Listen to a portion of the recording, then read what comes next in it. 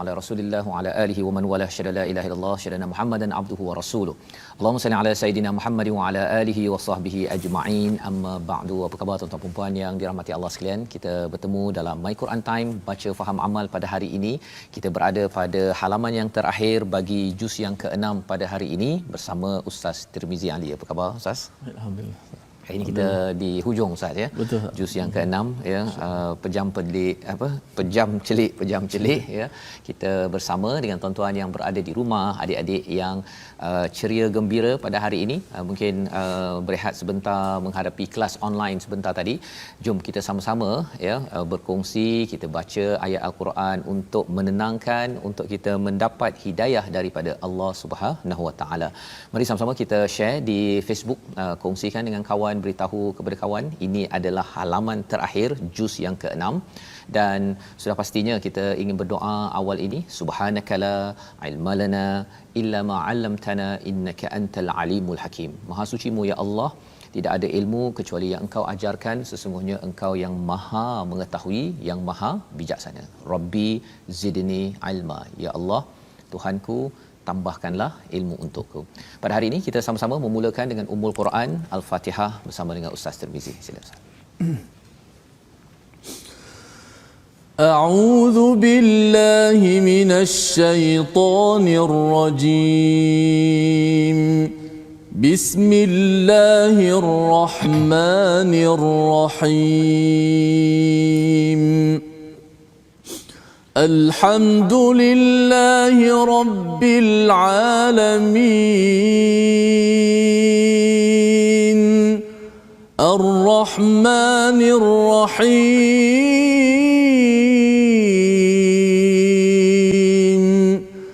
مالك يوم الدين إياك نعبد وإياك نستعين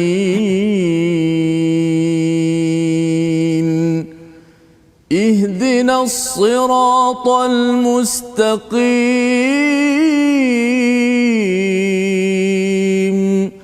صراط الذين أنعمت عليهم غير المغضوب عليهم ولا الضالين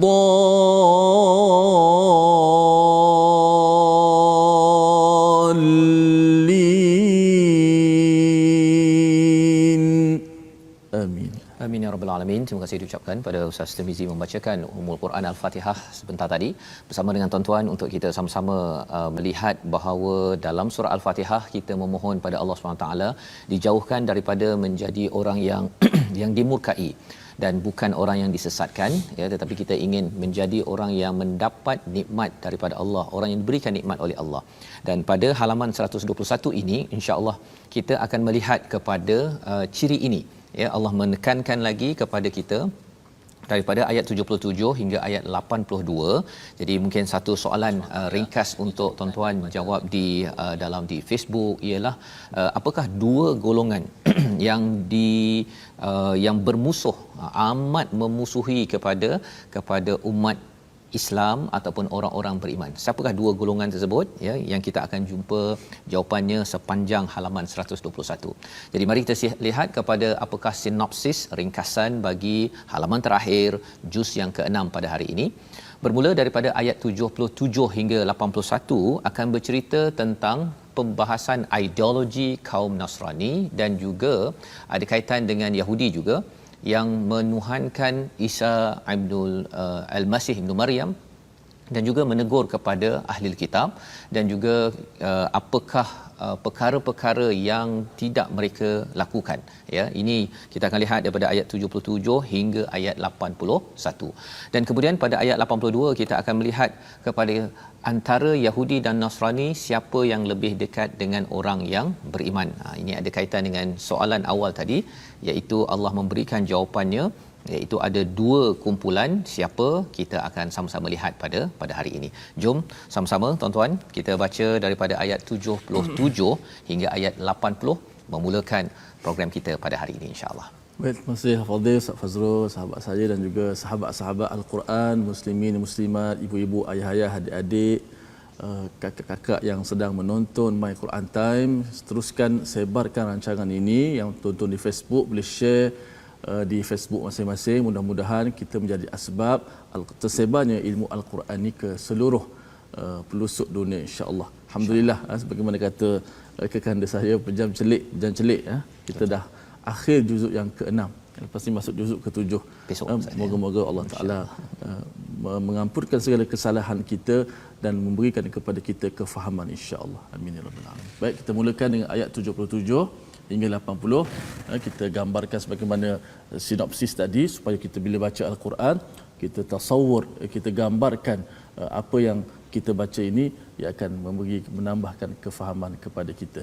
Kata guru saya, Ustaz, kalau kamu nak baca Quran, kamu mesti pertama sekali fahm lil maani, faham makna ni. Dia kata kaifa tusawwir ma la tafham. Macam mana kamu nak gambarkan kalau kamu tak faham? Contoh saya baca, tak adalah saya faham sebagaimana Ustaz Fazrul, tapi sekurang-kurangnya secara umumnya kita faham ayat ni berkenaan apa. Cara beragama yang betul, insya-Allah. أعوذ بالله من الشيطان الرجيم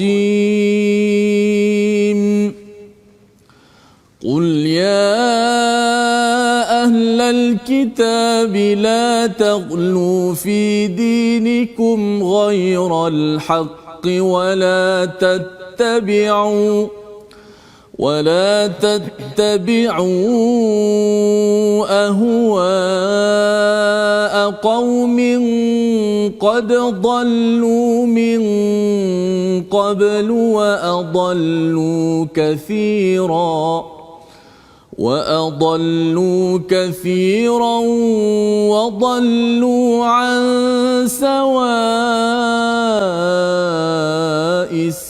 السبيل لعن الذين كفروا من بني إسرائيل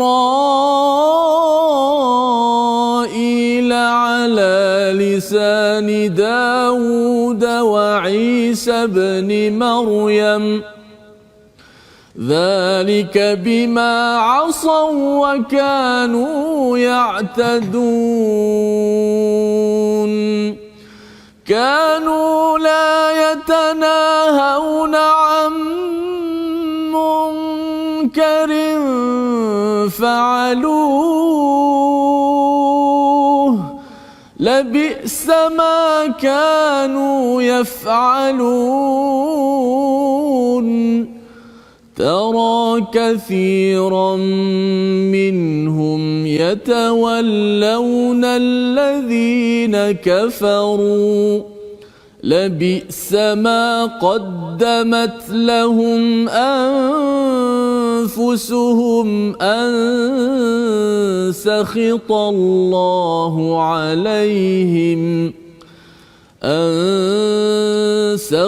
الله عليهم وفي العذاب هم خالدون صدق الله العظيم. Surah Al-Azim, begitulah bacaan daripada ayat 77 hingga ayat yang ke-80, ya, sebagaimana yang kita lihat pada hari semalam bercerita tentang keimanan ataupun kekufuran, ya, bagi kumpulan orang-orang Nasrani, ya, dan Allah mengingatkan kepada kita tentang fahaman yang sesat, yang tidak benar dalam agama Kristian ataupun Nasrani. Maka pada ayat 77 ini Allah memanggil, ya, ataupun mengajarkan pada Nabi Muhammad, kepada kita sebagai umat Nabi Muhammad, sampaikan kepada siapa? Ya ahlul kitab, wahai ahli kitab, jangan berlebih-lebihan fi dinikum, jangan ghulu, ya. Perkara ini telah disentuh dalam surah Al-Maidah, kali ini disentuh sekali lagi dalam surah An-Nisa, dan kali ini disentuh sekali lagi dalam surah Al-Maidah. La ta'lu fi dinikum ghairal haqq, ya. Menurut Ibnul Qayyim Al-Jauziyah dalam bukunya Madarijus Salikin yang disampaikan dalam Amazing Quran ini, Ibnu Qayyim menyatakan alur seruan pertama iaitu la taulu fi dinikum ghairal haq ini merujuk kepada orang Yahudi, ya. Manakala bila kita lihat bahagian yang kedua, wala tattabi'u ahwa qaumin qad dallu min qablu wa adallu katsiran wa dallu an sawa'is sabil, ini merujuk kepada siapa? Kepada orang Nasrani. Jadi mari kita lihat dahulu apa maksud la taulu fi dinikum, jangan berlebih-lebihan, ya, jangan berlebih-lebihan, kerana bila bercakap tentang orang Yahudi ini, dia berlebih-lebih itu bukan dengan panduan din daripada Allah Subhanahu Wa Taala. Mereka menyatakan apa? Mereka menyatakan bahawa mereka adalah the chosen one. Mereka adalah umat terpilih, kaum yang terpilih. Itu satu. Maksudnya dia melampau-lampau dalam melihat dirinya suci, dirinya bersih dan dipilih oleh Allah SWT, walaupun mereka mendustakan pada risalah, pada nabi, malah kalau kita lihat semalam sampai membunuh pada para rasul. Jadi ini Ghulu inilah yang kita tidak mahu berlaku dalam agama kita, ya, apabila buat sesuatu yang bukan berteraskan kepada al-haq, ya, kebenaran, fakta yang jelas datang daripada siapa? Daripada al-haq, daripada Allah Subhanahu Wa Taala. Jadi kalau ada idea, ya, yang sudah tentu jelas haram, maka kita yakin bahawa kita tidak akan melangkau ataupun buat peraturan-peraturan lain, ya. Sebagaimana kita tahu ada orang yang mungkin ustaz, ya, dia rasakan bahawa dia nak buat satu cara untuk mendekatkan diri dengan nabi, dia mungkin letak acara-acara, simbol-simbol yang tidak ada asas dalam Quran dan Sunnah, kan. Jadi perkara itu satu. Ataupun kalau katakan dah jelas benda itu haram, selama hari ini kita mungkinlah, ya, nampak bahawa arak contohnya, ia memang haram, ya, tapi mungkin masih ada dekat kedai-kedai. Tapi bila kita tahu bahawa kalau saya teruskan, saya dah ada kuasa, saya boleh bercakap, tapi saya masih lagi tidak ikut pada peraturan itu namanya la taulu ghulu dalam beragama. Dan yang keduanya, kalau orang Nasrani itu apa? Dia mengikut kepada hawa, ya. Kalau katakan Yahudi, dia merasakan diri, kaumnya yang terpilih, yang istimewa. Bagi orang yang mengikut hawa, dia memilih sesuatu, contohnya Nabi Isa itu dia angkat dan dia puja sampai menjadi Tuhan. Yang itu digelar sebagai orang yang mengikut hawa, kerana dia tidak mengikut kepada al-haq, kepada kebenaran, sehingga kan tersesat. Allah menyatakan di sini qad dallu min qablu wa adallu katsiran wa dallu an sawa'is sabil, ya. Ini adalah memang sesat, menyesatkan manusia, iaitu bila bercerita tentang golongan rahib dan juga pendeta dalam agama Kristian, bila mereka ni satu dah sesat, ya, tetapi kerana mereka ada pengaruh ustaz, ya, mereka ni penceramah, jadi mereka berceramah benda yang menyesatkan pada kaum orang yang mendengarnya. Jadi itu yang kita kena berjaga-jaga, tuan-tuan sekalian. Tuan-tuan nak tengok program, nak dengar ceramah, pastikan kita semak bahawa apa yang disampaikan itu ada teras al-haqnya dalam al-Quran dan juga dalam sunnah. Maka kesan daripada perkara ini pada ayat 78, lu'inal ladzina kafaru min bani Israil ala lisan Daud wa Isa. Ada dua orang nabi yang disampaikan di sini, lisan Daud, Nabi Daud, dan juga Isa. Dua-duanya dalam golongan Bani Israel. Tetapi Nabi Daud dan Nabi Isa ini dia mengutuk ataupun melaknat kepada orang yang kafir di kalangan Bani Israel, bukan Bani Israel, ya. Jadi bila kita kata Bani Israel, bukan semuanya jahat, ada sebahagiannya yang kufur, maka itu dilaknat oleh siapa? Oleh Nabi Daud, oleh Nabi Isa ibnu Maryam. Mengapa ada laknat tersebut? Pasal kita tahu bahawa Daud ada Zabur dan Isa ada Injil. Jadi apa yang berlaku ialah dua-dua nabi ini mempunyai kitab yang mengingatkan balik pada nilai-nilai kebaikan. Daud dengan Zaburnya dan Isa dengan Injil, tidak membawa peraturan baru. Jadi bila mereka mendapati kepada Bani Israel ini mereka mendustakan, membunuh para nabi, ataupun kalau katakan mereka tidak beriman kepada apa yang telah diturunkan, Nabi Daud dan Nabi Isa menegur. Dan bila mereka ditegur tapi mereka masih tak ikut cakap ustaz, ya, masih degil lagi, itu yang menyebabkan mereka ini dilaknat, dikutuk. Dan kalau nabi kutuk, maksudnya manusia biasa pun tahu bahawa perkara itu tidak kena zalika bima asaw wa kanu ya'tadun. Ya, mereka mengapa jadi begitu? Kerana mereka menderhakai dan mereka itu telah melampau batas. Jadi apakah asas yang kita boleh belajar mengapa mereka boleh jadi begitu? Bukankah dah ada kitab, mereka ada rasul, tapi mengapa masih lagi jadi begitu? Malah lepas daripada Nabi Isa diangkat makin menjadi-jadi kesesatan itu. Jawapan itu ada pada ayat 79. Mari sama-sama kita baca sekali lagi. Ini yang kita perlu ambil pelajaran dan kita ambil perhatian bersama. Ayat 79. 79 Ustaz. Baik, kita lihat pada ayat 79 untuk sama-sama kita mengambil pengajaran daripada ayat tersebut insya-Allah. Auzubillahi minasyaitanir rajim. Kanu la yatanahawna 'an munkarin fa'aluhu labi'sa ma كانوا يفعلون.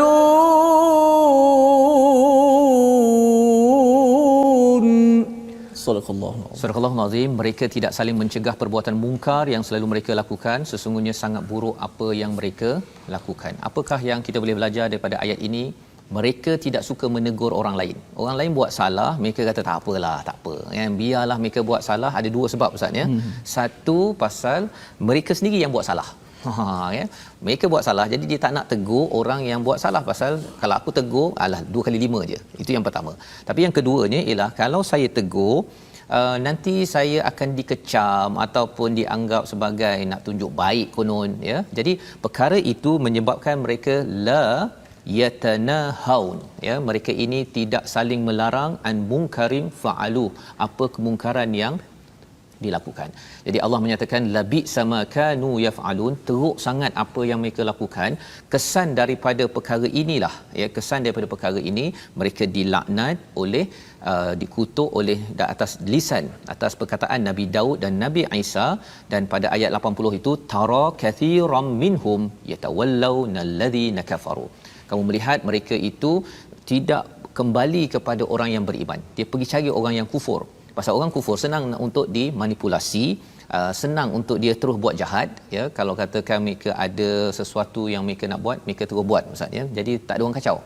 Dia kalau jumpa orang yang beriman ini, orang beriman kalau ada benda tak kena, seperti tuan-tuan ya, dalam rumah ke di luar ke, kita bukan marah-marah ya, tetapi kita menegur kerana kasih sayang, kerana kita tidak mahu rakan-rakan kita ataupun pasukan kita ataupun organisasi negara kita dikaramkan oleh individu-individu yang tebuk apa Ustaz ni, tebuk lubang dalam kapal tu, dia tebuk daripada bawah kan. Jadi ingatkan tak apalah dia seorang-seorang dia, tapi cabarannya kapal akan karam dan habis satu negara kerana ada orang-orang yang berbuat mungkar. Biarkan, tak apalah, kita arak pun arak lah kan. Kesannya kalau kita tak tegur, tuan-tuan sekalian, kalau tak tegur, kita tekan kepada orang-orang yang buat kemungkaran ini, dia rasa bahawa it's okay ya untuk teruskan apa yang dia buat sehingga mengganggu ketenteraman bagi negara ataupun sesebuah organisasi. Jadi Allah nyatakan di sini labi sama qaddamat lahum anfusuhum, ya, teruk sangat ya ayat 80 ini, sesungguhnya sangat buruk apa yang mereka lakukan untuk diri mereka sendiri, iaitu kemurkaan Allah, dan mereka akan kekal dalam azab Allah Subhanahu Wa Taala. Jadi kalau kita tengok dekat sini, surah Maidah ini turun di hujung karier Nabi menjadi rasul. Maksudnya ini sekitar 13 tahun di Mekah dan sekitar 10 tahun di hujung di Madinah ini. Jadi bila Allah menggunakan perkataan alladzina kafaru ini, menceritakan peringatan telah diberikan berkali-kali tetapi tak jalan. Maka kesannya apa? Allah amat murka dan azab yang kekal. Kita dapat azab sikit pun baru setahun Ustaz ya. Betul. COVID-19 ni pun sebenarnya amat mencabar. Saya yakin tuan-tuan yang bekerja ke, adik-adik kena belajar online kan. Dia belajar online ni mencabar betul. Dan mak ayah nak uruskan pun mencabar dekat rumah baru setahun. Cuba bayangkan kalau di sini Allah nyatakan wa fil adzabihum khalidun, kekal azab itu, naudzubillah min zalik, yang kita mohon Allah hindarkan, dan cara dia macam mana, itulah salah satunya yang tadi, kalau ada perkara yang tak kena kita tegur ya dengan penuh kasih sayang. Dalam masa yang sama, jangan kita beri ruang kepada orang yang memusuhi kepada Allah, memusuhi kepada syariat Allah Subhanahu Wa Taala. Jadi perkataan yang kita ingin lihat pada hari ini, mari sama-sama kita perhatikan, iaitu perkataan haq ataupun haqqaqa yang berulang sebanyak berapa kali itu? Kita tengok sama-sama, iaitu 297 kali. 287 kali. Okey, 287 kali, yang bermaksud kebenaran ataupun hak, dan kebenaran yang sebenar-benarnya datang daripada Allah yang disampaikan dalam Al-Quran. Itulah yang kita baca awal surah Ali Imran.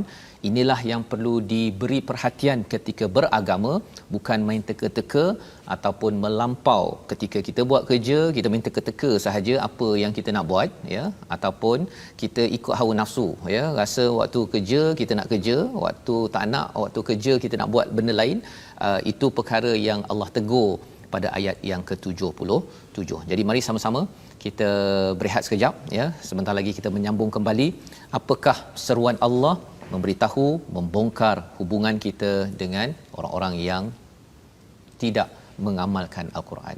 My Quran Time, baca faham amal, insya-Allah.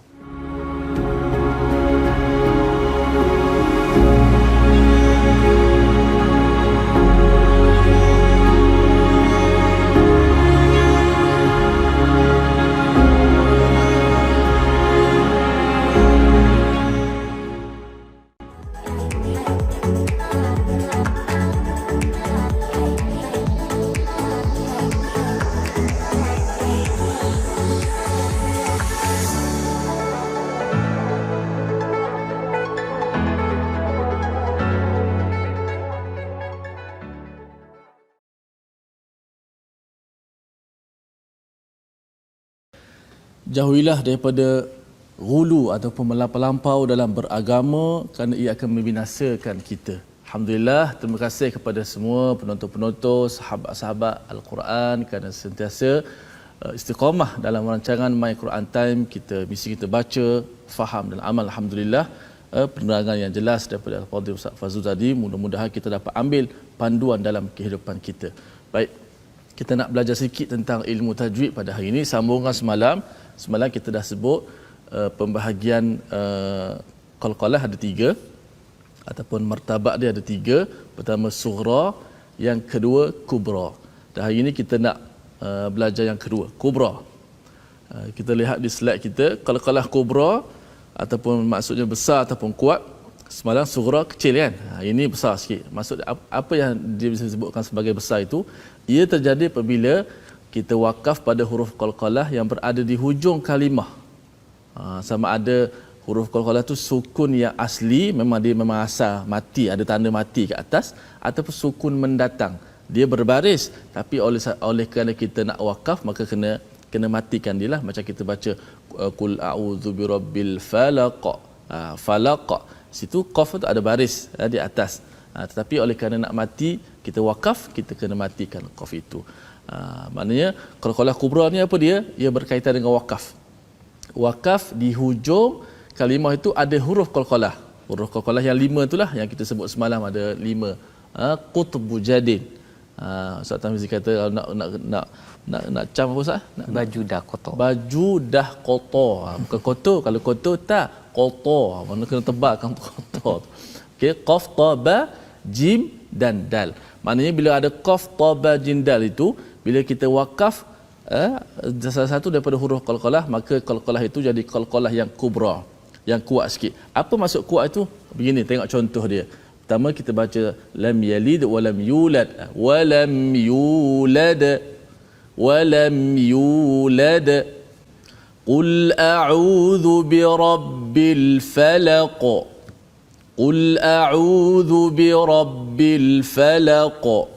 التي لم يخلق فإذا فرغت فانصب أن تتكبر فيها فاخرج. Itu contoh-contoh. Maknanya huruf qalqalah tu berada di hujung. So ustaz, apa beza qalqalah sughra dengan kubra? Apa beza dia? Beza dia bukan dari sudut kekuatan, tidak. Bukan kata kalau semalam kita belajar huruf qaf, contoh qalqalah qaf yang sughra, ya qadi, ya qadi, qaf berada di tengah kalimah, itu qalqalah sughra. Ya qadi. Apa beza kalau qaf di hujung? Contoh al-falaq, al-falaq, ya qadi. Bezanya ialah kalau qalqalah sughra, ya qadi, selepas qalqalah itu ada huruf dad, kita terus sebut dad, kita tak tunggu ya qadi, bukan, kita baca ya qadi, selepas qalqalah lantun tu terus disebut dad, terus tanpa tunggu, ya qadi. Adapun qalqalah kubra, dia di hujung waqaf, selepas waqaf itu qalqalah itu bunyi, tidak ada lagi huruf lain. Al-falaq, contoh qul a'udzu birabbil falaq, maka qalqalah kubra tu lebih jelas kerana selepas qalqalah itu tidak ada lagi huruf yang lain. Maka itu dari sudut kejelasan, wuduh martabat tu dari sudut kejelasan, bukan mesti qalqalah kubra qul a'udzu birabbil falaq, sebab nak bezakan dengan yang sughra, itu salah. Okey, ramai yang baca begitu. Qul a'udzu birabbil falaq min syarri ma khalaq. Itu salah. Itu seperti akan dah ada sabdu di situ. Dia hanya qul a'udzu birabbil falaq min syarri ma khalaq. Ini contoh qalqalah kubra. Bezanya apa? Beza qalqalah sughra dengan kubra dari sudut kejelasan dia. Kerana qalqalah sughra bila dilantunkan terus disebut huruf selepas tu.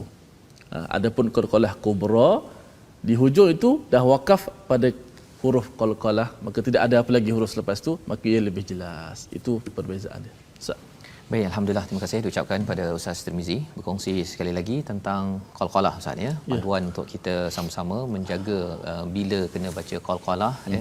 Sekarang ni kita baru kenalan Ustaz ya. Nanti mungkin ada tambahan lagi kan tentang yang ada kadang-kadang atas qalqalah tu ada sabdu, ada yang tidak ada sabdu, macam mana cara baca dia kan. Okey, jadi itu antara bahagian tajwid kita dan kita ingin teruskan bacaan kita pada ayat yang ke-81 hingga ayat 82, dua ayat lagi untuk kita memahami lebih lanjut lagi tentang bagaimana ya ini semua adalah pemahaman kita tentang diplomasi ataupun hubungan antara bangsa ataupun antara agama yang Allah beri panduan pada Nabi bila Nabi menang di Makkahul Mukarramah, daripada Madinah pergi masuk ke Fathu Mekah, bagaimana berinteraksi dengan dua kumpulan iaitu kumpulan Yahudi dan juga Nasrani ya. Ini panduannya, jom kita baca bersama. Baik, sama-sama kita bacakan, kita gambarkan apa yang Ustaz Fadil sebut tadi, gambaran awal dua ayat terakhir ini dengan bacaan kita insya-Allah. A'udzu billahi minasy syaithanir rajim. ولو كانوا يؤمنون بالله والنبي وما أنزل إليه ما اتخذوهم أولياء ولكن كثيرا منهم فاسقون لتجدن أشد الناس عداوة للذين آمنوا اليهود والذين أشركوا ولتجدن أقربهم مودة للذين آمنوا الذين قالوا إنا نصارى ذلك بأن منهم قسيسين ورهبانا وأنهم لا يستكبرون Sadaqallahu alazim. Surah Al-Nazim, gitulah dua ayat yang akhir daripada halaman akhir juz yang ke-6 ayat 81. Allah menyatakan, dan sekiranya mereka beriman kepada Allah, kepada Nabi Muhammad dan kepada apa yang diturunkan kepadanya, ada tiga perkara dalam ayat ini, nescaya mereka tidak akan menjadikan orang musyrik itu sebagai teman setia, tetapi banyak di antara mereka orang-orang yang fasik. Ada tiga perkara di situ. Yang pertama, Allah nyatakan jika mereka beriman kepada Allah. Ya, apa kesan beriman pada Allah? Kesan semertanya ialah dia akan percaya pada hari akhirat, Ustaz, ya. Betul. Dan percaya pada hari akhirat itu, dia buat sesuatu perkara, dia fikir apa kesan kalau saya buat perkara tersebut, sama ada membawa kepada kebaikan ataupun membawa kepada keburukan. Itu sebabnya dalam ayat dalam surah Baqarah, kalau bercakap tentang percaya pada Allah ini, dia akan dikaitkan, kalau allazina yu'minuna bil ghaib, pada ayat yang keempat surah Al-Baqarah mesti bercakap tentang hari akhirat, ya, pasal Allah dan hari akhirat ni dia tidak dapat diasingkan, ya. Kalau katakan saya percaya sangat pada Tuhan, saya zikir, tapi saya tak kisah pun apa yang berlaku kalau saya buat baik ke tak baik, itu tidak konsisten, Ustaz, ya. Jadi itu yang pertama. Yang keduanya ialah percaya kepada Nabi. Apa maksud percaya pada Nabi? Maksudnya mereka beriman kepada risalah yang dibawa oleh Nabi, dan Nabi ini adalah individu yang berkuasa ataupun ada autoriti untuk membawa kebenaran, ya, menunjukkan sunnah dalam kehidupan. Ini penting. Pasal apa? Pasal kalau menerima Allah, orang Yahudi dia terima Allah, orang Nasrani pun terima Allah. Tetapi bila Nabi Muhammad muncul, orang Yahudi ataupun Bani Israel, mereka tidak suka. Pasal apa? Nabi bukan daripada kumpulan mereka. Jadi selama ini mereka rasakan bahawa we are the chosen one, kitalah umat terpilih. Sekali tiba-tiba ini datang daripada kaum lain pula. Satu. Dan kalau katakan mengapa orang Kristian, ya, pasal orang Kristian bila melihat kepada Isa, dia dah angkat sangat. Bila dia dah angkat Nabi Isa menjadi Tuhan, bila Nabi Muhammad tegur dalam kitab yang dibawa, jadi dia tak puas hati, kan? Dia mengganggu apa yang telah dipercayai, dan bagi rahib, pendeta yang tidak amanah, mereka merasakan ini mengganggu kepada periuk nasi mereka. Ya, pasal Nabi ini dia tak disukai oleh oleh tycoon pada waktu zaman Rasulullah itu, pasal mengganggu dia punya bisnes bisnes judi, apa lagi Ustaz, bisnes berhala, bisnes arak. Itu semua orang-orang yang ada kepentingan, dia tak suka. Orang yang tak ada kepentingan, dia kalau katakan dia minum arak, kalau orang cakap bahawa nanti merosakkan apa sebagainya, akhirnya dia akan terima, ya. Tetapi orang yang ada kepentingan, dia rasakan mengganggu kepada bisnesnya. Baik. Dan yang ketiga, wama unzila ilaihi mattakhaduhum awliya, ya, iaitu apa yang telah diturunkan kepadanya, iaitu Al-Quran, ya, dan juga kitab-kitab sebelum itu.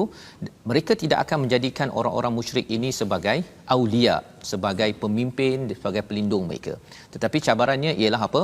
Di hujung ayat 81 ini, fasiqun, Allah berikan gelaran mereka yang derhaka.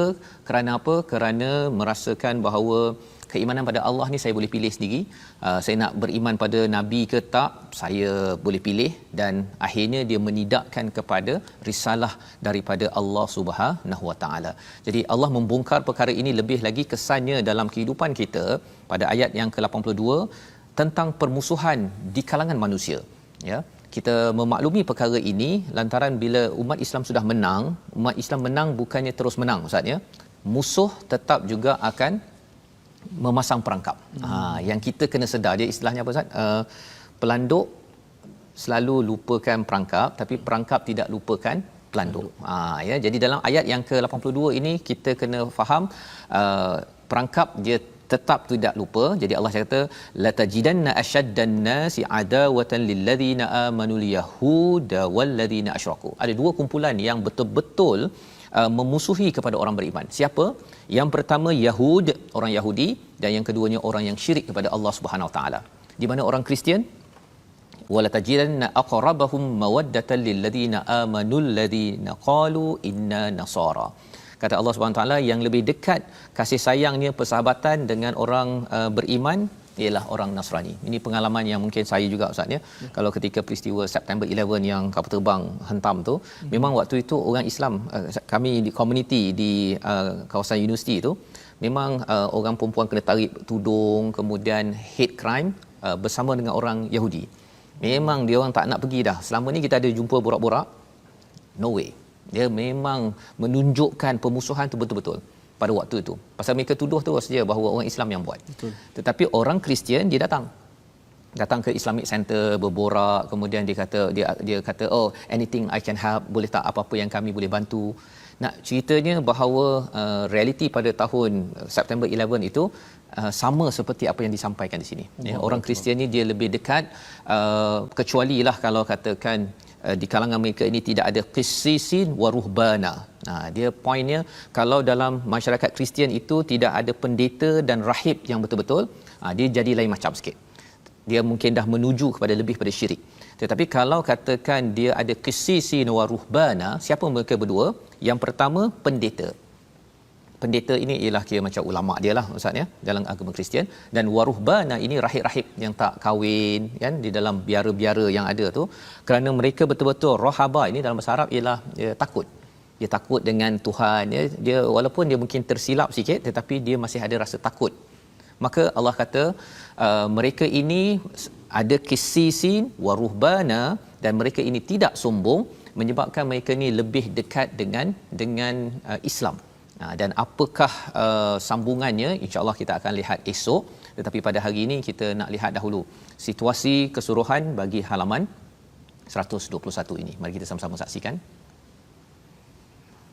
Okey, itu adalah 4 gambar yang kita boleh lihat ya, bercakap tentang realiti dalam halaman ini, iaitu kita melihat kepada peringatan kepada ahli kitab jangan melampau ya. Kalau kita tengok di sebelah kanan atas tu, melampaunya itu dengan dia membuat kerosakan ya, apa istilahnya yaqtadun, melampau batas. Dan kita ambil pelajaran di sini bahawa penting sangat ya bahawa kita ini mengingatkan antara satu sama lain. Itu sebabnya kanan atas tu ada orang yang macam tak kisah kan, gambar macam tak kisah tu.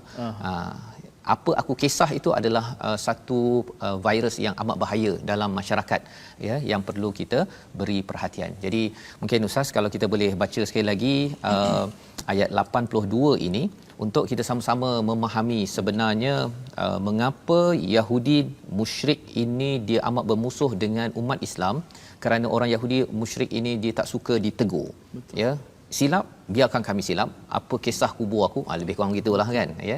Tetapi sebenarnya kita kisah kerana ia memberi kesan kepada hidup bernegara, berkomuniti, bermasyarakat, berkeluarga, dan lebih daripada itu ini adalah hak Allah al-haq yang perlu kita perjuangkan. Jom kita baca sekali lagi ayat 82.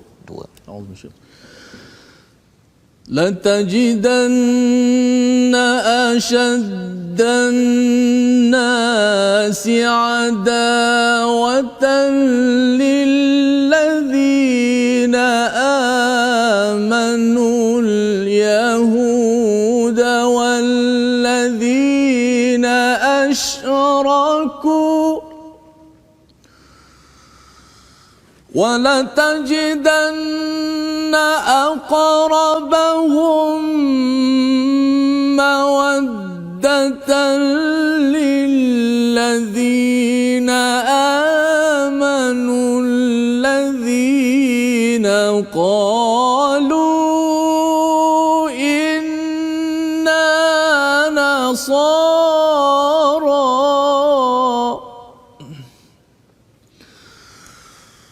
ذَلِكَ بِأَنَّ مِنْهُمْ قِسِّيسِينَ وَرُهْبَانًا وَأَنَّهُمْ لَا يَسْتَكْبِرُونَ